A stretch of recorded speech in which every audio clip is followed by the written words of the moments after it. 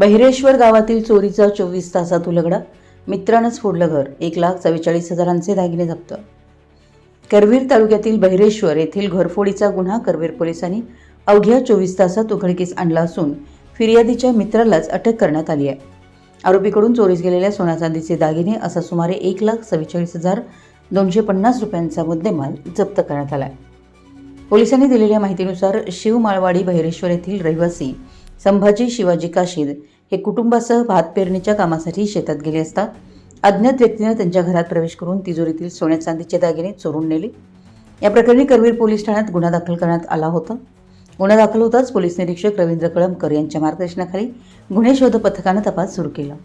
तपासादरम्यान पोलीस अंमलदार सोमराज पाटील व प्रकाश कांबळे यांना मिळालेल्या गोपनीय माहितीनुसार संशयित व्यक्ती चोरीचा मुद्देमाल विक्रीसाठी खुपवेरे फाटा परिसरात येणार असल्याचं समजलं.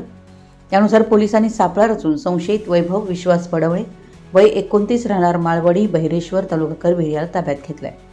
पंचांसमक्ष झडती घेतली असता त्याच्याकडून सोन्याचे झुबे, कानातील दागिने तसेच चांदीचे पैंजण असं चोरीतील मुद्देमाल हस्तगत करण्यात आला. पोलिसांच्या चौकशीत संशयितानं घरफोडी केल्याची कबुली दिल्याचं नमूद करण्यात आले. पुढील तपास करवीर पोलीस करत आहेत. ही कारवाई वरिष्ठ पोलीस अधिकारी यांच्या मार्गदर्शनाखाली करण्यात आली.